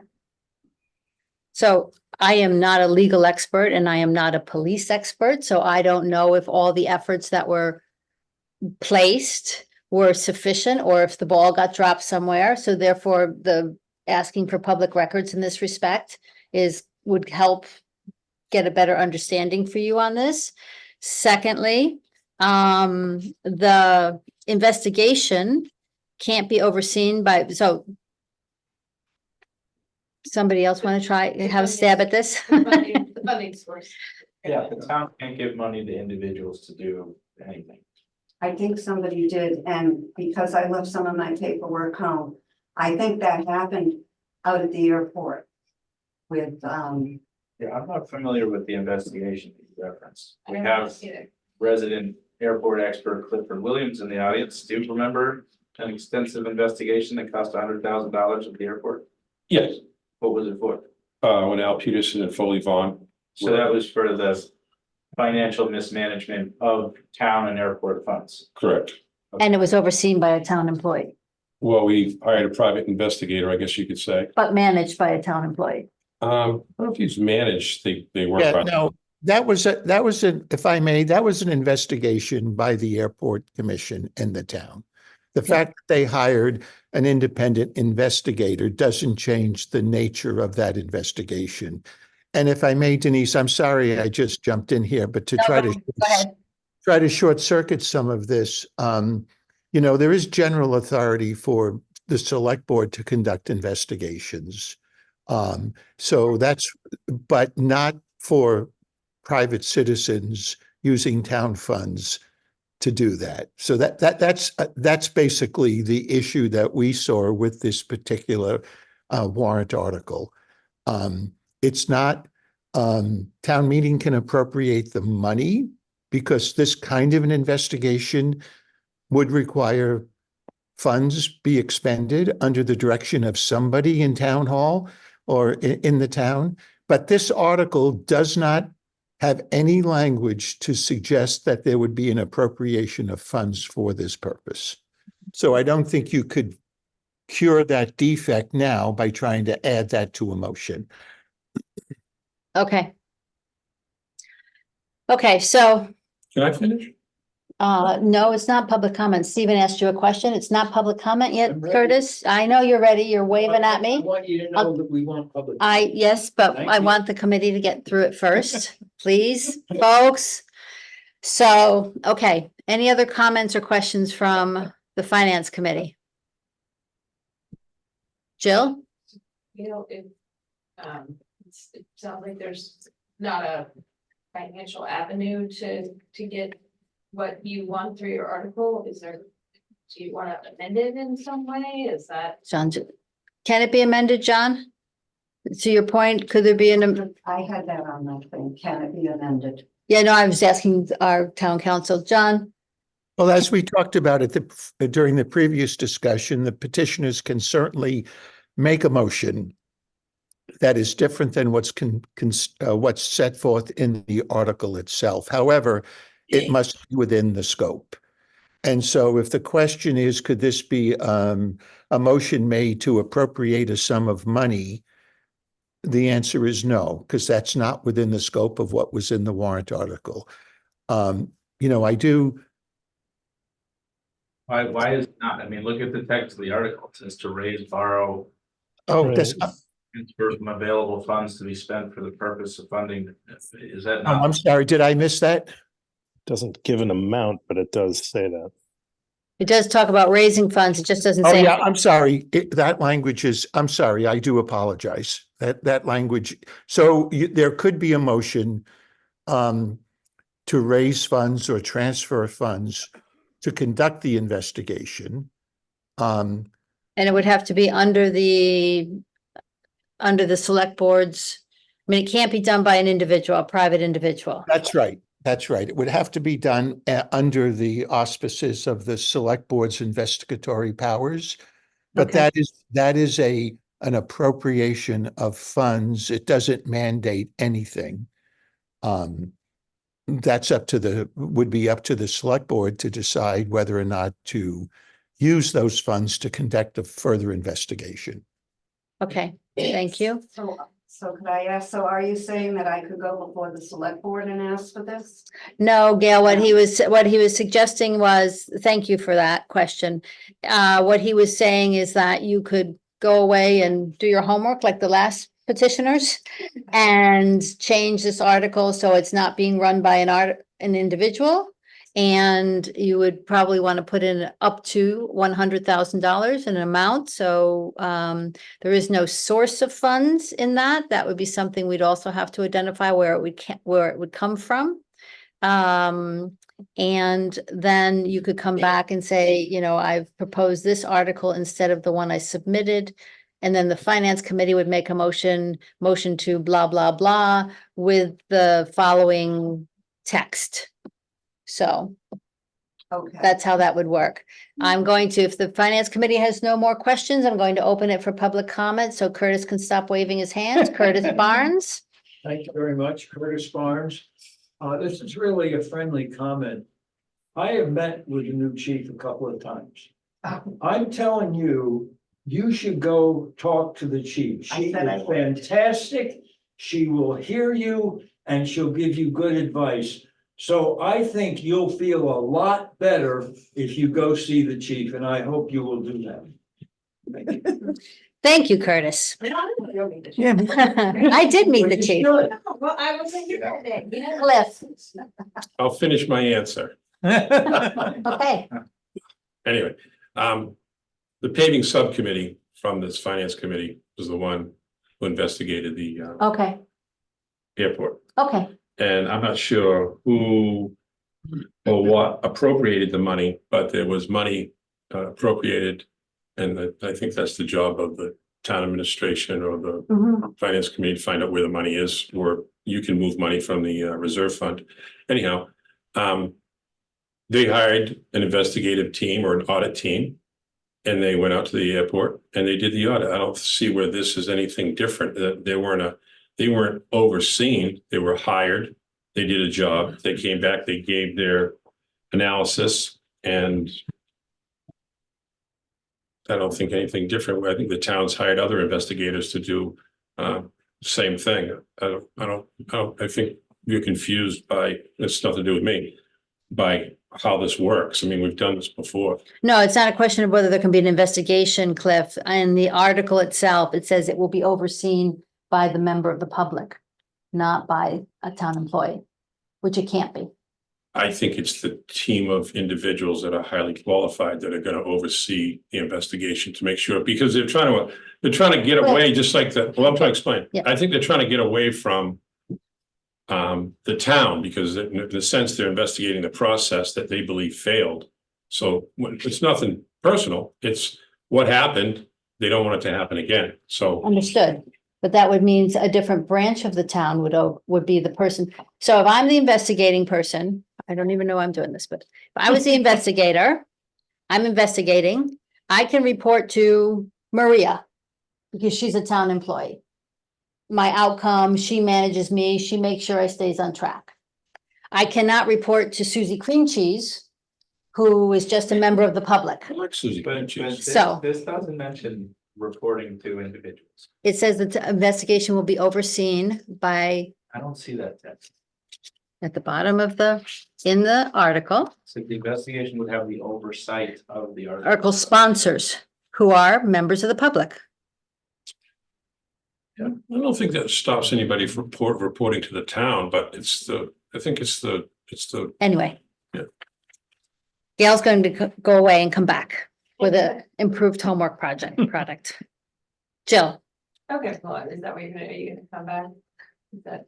Yeah, I'm not quitting now. Yeah, well, can I ask you a question about money then? Do you, I gather you aren't happy with how the town handled it. No, I'm not happy with how the hate, it was 6 years. It was a hate crime. And after that, there was another hate crime in a SWAT sticker, and this is how it goes. I spent 20 years living in Pennsylvania, New Jersey. This is how it goes. It starts with the Black people, pardon me. Then it goes to the Jews, and then wherever. We are a multi-cultural town now. Very much so. So it could just keep going. And there are, I mean, things like that are already going on. This was a hate crime, a serious one. And then we have hate crimes over in the high school. And I don't know what's going on over there. But it's just like, it's enough. We can't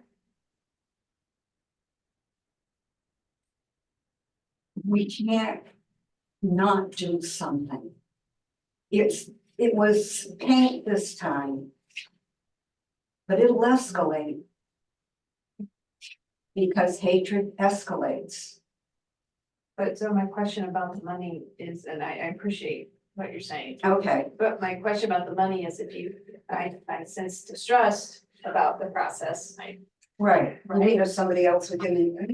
But you want the town who you seem to distrust to give you the money, do you trust that they would do with the money what you want them to do? What they would. If they got money, they have to oversee the money. That's the process that I think that Denise is laying out for you. So So they, let's say. they would town- oversee it by having those three men report to them, right? Well, not necessarily, because I don't think that it would bind them to hire these three people. See what I mean? If I may, Madam Chair, Hire three other people. Yeah, hold on a Well, I second, don't know John. Who they would hire. I don't know. Okay, Yes, honey, we're gonna give you the money back.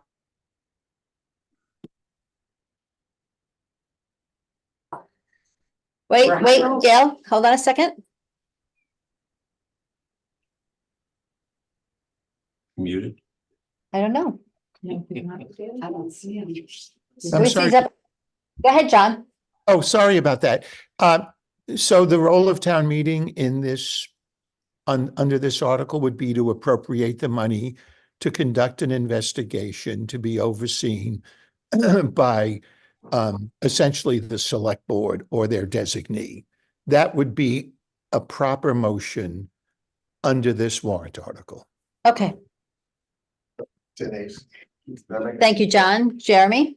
Suggestion, maybe you could do two things.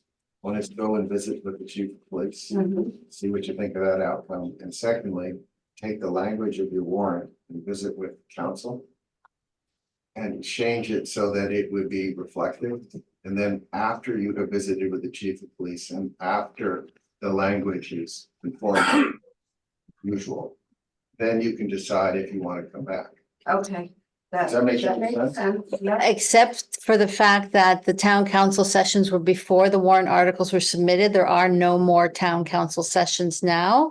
And I don't know that we have the town council on speed dial to help with articles at this point.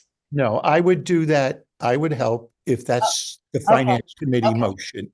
If- Okay, But it would have to be a request to the finance committee or the town administration. But if you want to pursue an appropriation of $100,000 to conduct this investigation, if that's what the finance committee wants to do, I can certainly help you draft a motion.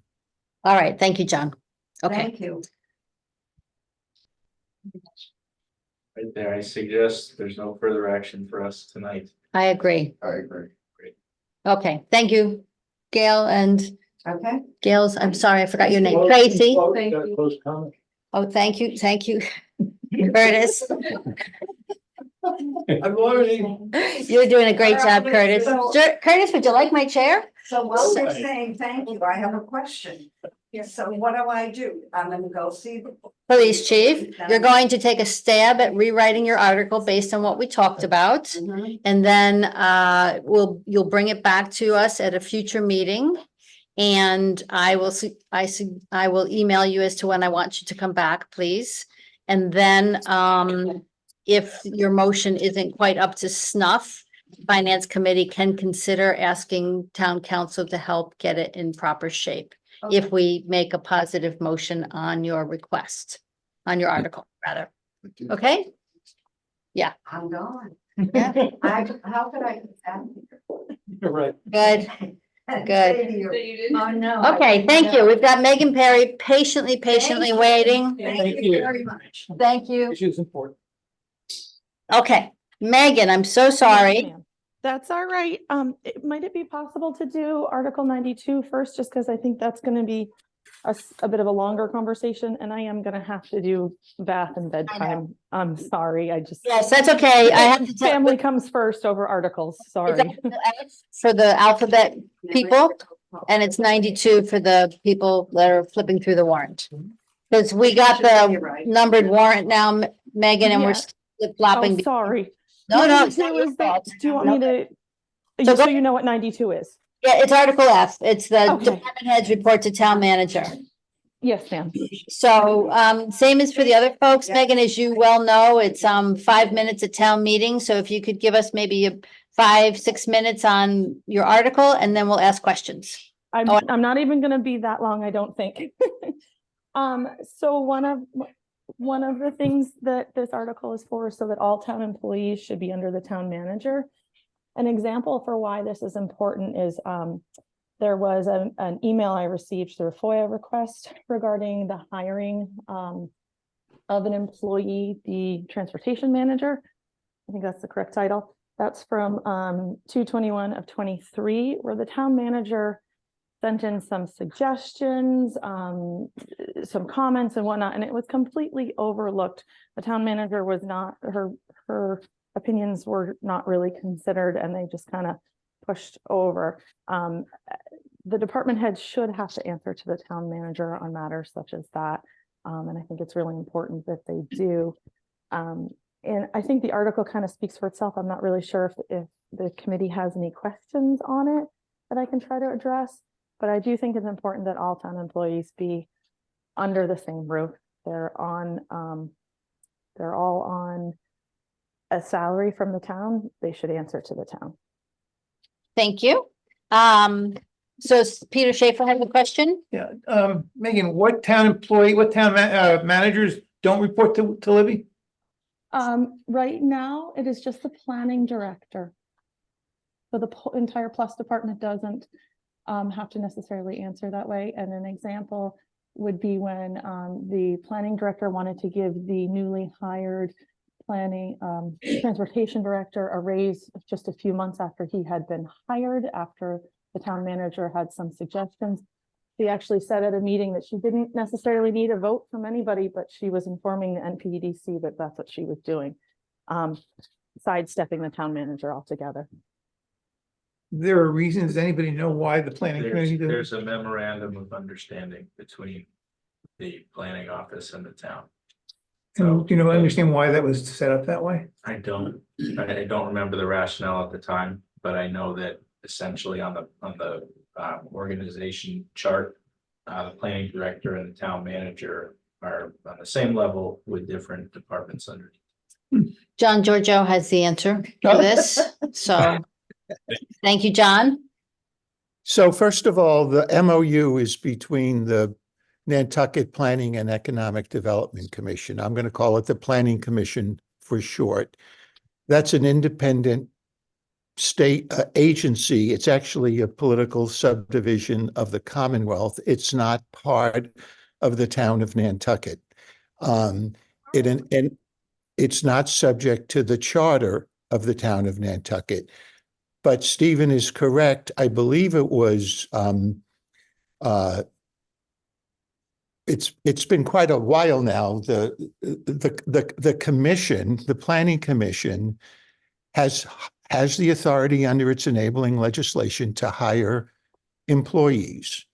And the planning commission has an employment contract with the director of Plus. And then there is an MOU between the planning commission and the select board that provides for planning services to be provided to the town by the director of Plus. Okay. Now, what this article does actually, as I read it, the only real change it's making is to prohibit any employee of an agency, board, or commission from having an employment contract with an individual. And with all due respect to the petitioner, this article really doesn't make any sense whatsoever. If you read the actual amendment, it prohibits employment contracts with two groups. One is the designated agencies under section 4-2 of the charter, which does not even include the planning commission, because the planning commission obviously is not an agency, board, or commission of the town.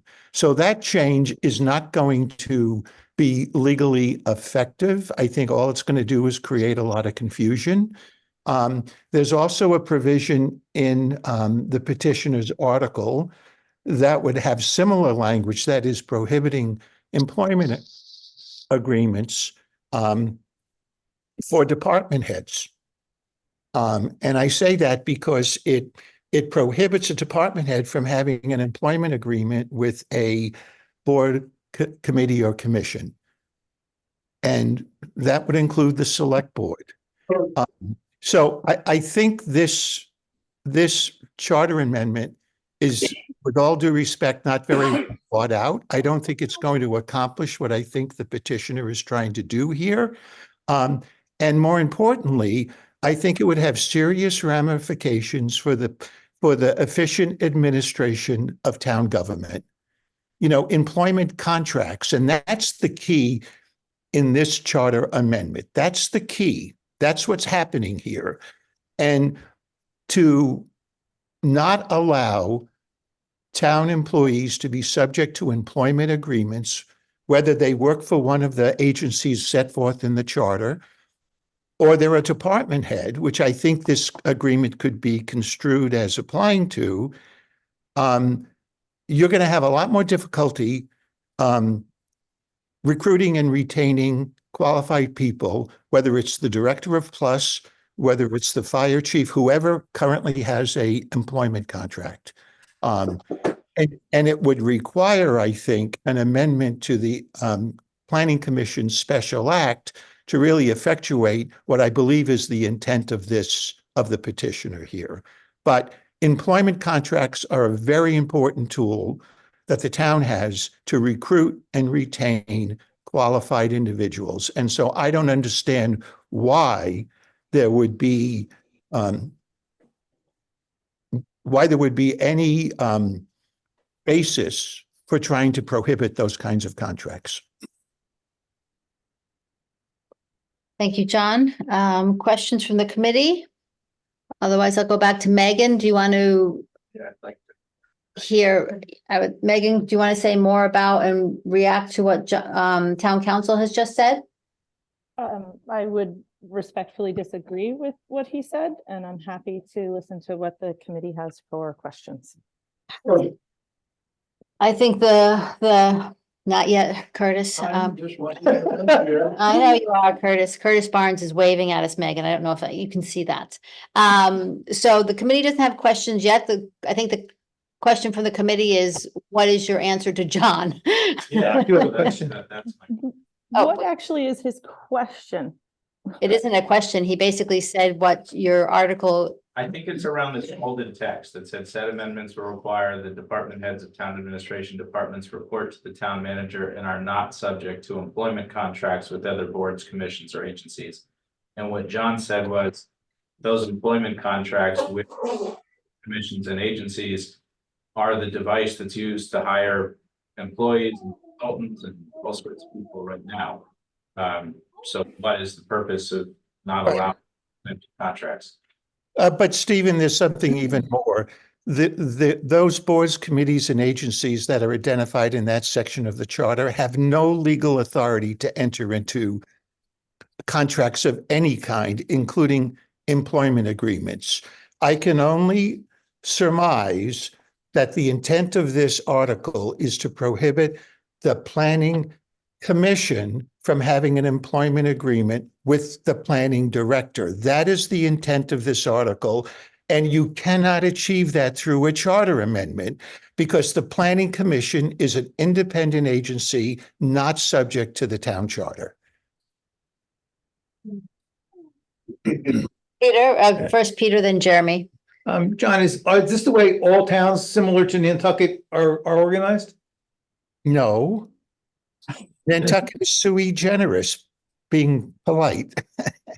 No, seriously. No, it is an unusual situation to have the Planning Commission appoint individuals, including the director of planning and the assistant director of planning, as employees. But you know, their function let's just take the director of planning. Her function is to provide planning services to the planning commission.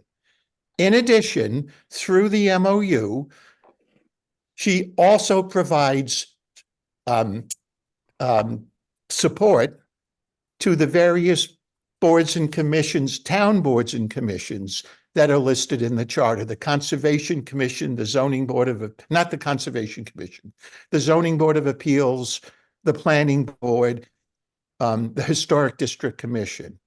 So, but that's done, as Stephen pointed out, through an MOU. It's really a service agreement between the Planning Commission and the Select Board. But if the intent of the petitioner is to not allow the planning director to have an employment contract with the Planning Commission, this article does not accomplish that for the reasons I've stated. And all it's going to do, if it were to pass, is to really complicate and confuse the lines of authority in town government. May I call on someone to help explain this better that isn't chasing a timer around? Sure, Megan, go ahead. Okay. May I identify Hillary Rayport, who has been working on this to help better explain it? That would be great if you would allow her to speak on my behalf. Yes, go ahead, Hillary. And then after that, Jeremy has a question. Hi, good evening, everybody. Yeah, I've had discussions with Megan about this. And as you know, I've also done a lot of work understanding the NPNEDC and the relationship with the town and the Plus Department, and have sponsored legislation, which is pending in front of the state, and I've worked with our state legislatures about our regional planning agency. And so I just like to clarify for Mr. Giorgio that that's actually not what this article is getting at, and clarify for the commission. The regional planning agency, the NPNEDC, can enter into contracts and can continue entering into contracts, and as you said, is not subject to the town charter. What the article would do, if adopted, would say that the people who are hired by the town manager to run departments can't have side contracts with other groups. And it just says other groups. It doesn't say other groups that are part of the town. I mean, that wouldn't happen. But the important thing to understand here is there's some history, which is that the town of the Nantucket Town and County petitioned the state in 1972 to have a regional planning agency, and they were granted that authority in 1973. And before that, they never had a planning director. So in 1973, the planning agency was able to employ folks. You know, it was a planning commission. The planning commission was able to employ people, and they provided planning services to the town. They have the power in their enabling legislation to requisition funds from the town, and they also got grants to pay that person's salary. Fast forward to 2008, and from the period from 2008 to 2012, there was the Great Recession. And you all remember this very well, so I'm just refreshing your memory about it. To rationalize and save money, and also I think improve service, the town created the Plus Department, which was planning and land use. So they took the building department and all of the permitting departments, and they put it together with planning, which is fine. It's a perfectly rational decision. They created the position of Director of Plus, which was a cabinet level position. And then they chose to identify the planning director to run Plus. Now, that wasn't actually the first person who was identified to run Plus. They actually first identified the health director to run Plus, but that didn't work out for reasons I don't know about. And I'm sure there are people who can explain this even better or know more firsthand, including our town manager, who's, I think, on the line. But when they created Plus, and they decided to hire Andrew Vorse to be the director of Plus, he did not let go of the contract with the NP and EDC. So right now we have a situation which is a governance concern, where we have somebody who's not just in charge of planning, but is also in charge of all the building and all the permitting and all of the inspections, and reports for all of those town activities to our town manager, as he or she must do. In this case, it's a she, but is accountable for their employment contract, their salary, their hiring, firing to a state agency. To a state agency. Okay. So what the petitioner is seeking to do is to say the state agency can continue to hire a planning director. Obviously, this is not taking that power away. And the town of Nantucket can continue to have a director of plus. And the town of Nantucket can even have the same person be in that role. But if that happens, the contract should be with the town of Nantucket. And it should be the town of Nantucket seconding that person to the state agency, not the other way around. And the petition comes from a concern about governance and control. And I think that this can most clearly, everything's working out fine now. Nobody is, it's not like a personal or immediately actionable thing. This is more about cleaning up a structure that has been in place for 12 years that potentially could cause a lot of governance problems. So, for example, Megan referenced this. These are actually executive committee minutes. They're publicly available. They're minutes of executive session minutes, where it's from the February 23rd meeting of the NP and EDC, where they identified someone they wanted to hire for transportation program manager. And the town manager articulated concerns about the proposed salary, requested that the NP and EDC refrain from approving a contract and instead rely solely upon the offer letters and employment agreement. She requested a discussion with respect to salary and benefits with no specific time frame. And the response, and I'm reading from the minutes, is the NP and EDC asserts its right to retain experts funded through grant sources it receives in accordance with longstanding practices, including but not limited to the issuance of employment contracts with the director and deputy director of planning. So basically, Hillary, I'm going to ask you to get to the point. The point is that the NP and EDC can hire who they want, and the town manager can't say anything about it. Okay, thank you. All right, Jeremy, you had a question. It just strikes me that if the Board of Selectmen have an MOU of how to operate with the Planning Commission, this seeks to do an end run on the Board of Selectmen. Okay, thank you. Other questions or comments from the Finance Committee? Peter? I just think there's more to it than we're getting told. If the total issue is that this person doesn't report to Libby, that's one thing, but I think there's more behind this, and I wish whatever it was, it would come out in the discussion. There's nothing more behind it other than, I mean, there is a lot of history, I guess. So there was a report commissioned by the select board and the town manager reviewing plus that specifically explored a lot of these issues. And that was in 2017, recommended implementing fully the MOU so that the town manager would have more say in reviewing the director of plus. And, not a lot has happened. So, I just hope the Finance Committee can take this opportunity to really understand that this is about governance and making sure that our town, that we as, a town meeting body are confident that our town manager has the ability to hire and fire who the town manager wants to, and that isn't constrained by a state agency. And that the state agency can hire who they want, but if the town manager wants to hire somebody, that the town manager should not be subjugated to a state agency negotiating that person's contract, negotiating that person's salary. It diminishes the power of the town manager to oversee town boards.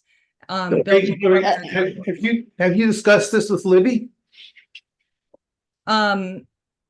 Well, I'm not the petitioner, and I've had lots of discussions with Libby, but I think we should ask Libby what she thinks. I should also call attention to the fact that this is not just a topic for the warrant. Hopefully, you're probably aware that on February 20th, there's going to be a joint meeting of the NP and EDC and the Select Board to discuss the MOU. And I think, no discussion happens in the background, in a vacuum, rather. So what this petition does is it gives the opportunity for town meeting to debate whether or not it's really okay for the town manager to outsource hiring of somebody to oversee town departments. Okay, thank you. So any other questions from the committee? Because otherwise I'll open it up to Curtis's public comment. I see, John has the. John? Your hands up. Thank you. So I listened intently to what Hillary had to say, but it doesn't answer the basic question that I raised, Right. which is the way this article is worded, it would have no impact on the employment agreement that the Planning Commission currently has with the Director of Plus. Yeah. So I don't know what this accomplishes. Nothing. Okay, thank you, John. Any other? Than to confuse the charter. And me. Well, I'm not sure what Megan's. Hillary, I have to recognize you, please. Can I respond to that? I am losing the ability to manage this meeting, honestly, and the patience as well, both at the same time. Hillary, you get to respond for 60 seconds and then you're done.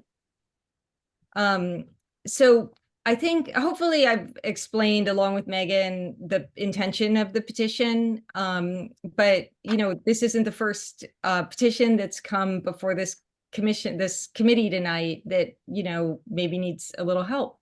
And I hope that the committee will think about what the petition is trying to get at, and maybe make some suggestions about if they think it's worthwhile or not worthwhile, and good for the community or not good for the community, and how to make changes that you think would be better, or address any faults in the article. Thank you, Hillary. Megan, did you want to add anything else? She's probably chasing I'm chasing a toddler. Does he or she want to add anything? Oh, he's got a lot to add, but probably not what you guys want to hear. Oh, don't underestimate me. Okay, did you want to add anything else, Megan? John, your hand is perpetually raised, or do you have something else? Oh, sorry. Okay, that's okay. Sorry, Megan. So nothing else from your side on this article? Honestly, I can't right now, but if you guys have any further questions for me, happy to try to answer them. It's been a long meeting. I think I'm just going to, unless everybody has a real appetite to carry on for one more article. I'm seeing shakings of heads that maybe we should, hang on, Curtis. So maybe we should not take a vote on this right now. Bring it back. I think what Curtis has to say. I will, but I want to first understand what we're doing next, Jeremy. So please. I would like some time to rewatch this meeting and try to reconcile what John Giorgio had to say and what Hillary had to say and the text before me. Okay. What Hillary is describing as the intent of this article and what John says that it does are irreconcilable to me right now. And to me as well. Yeah. Okay, thank you, Stephen. I would also Peter. recommend that Hillary and Megan have a meeting with Libby before they represent this to us. Yeah. That's fine to make that suggestion. I'm less concerned about what the current town manager has to say about if it's her preference or not, as I am about what does this actually do? Yeah. If it doesn't actually do anything, Yeah. then Okay, thank you. Well, but- Curtis, oh, Jeremy, go ahead. If we're asking for all the people in the ecosystem, their ideas on this, should we not have some input from the select board on an existing MOU that gives rise to this? I would say, I don't know, let's think about that. There's no reason to not ask for it so that we can read it, but, and also too, fault on my side, I completely forgot to invite, Mary Longacre until about 2 o'clock today to this discussion because it's, it's the NP and EDC that does the hiring. So therefore she couldn't make the meeting, no surprise, because if I asked her, I could have asked her even later and anyway, my mistake.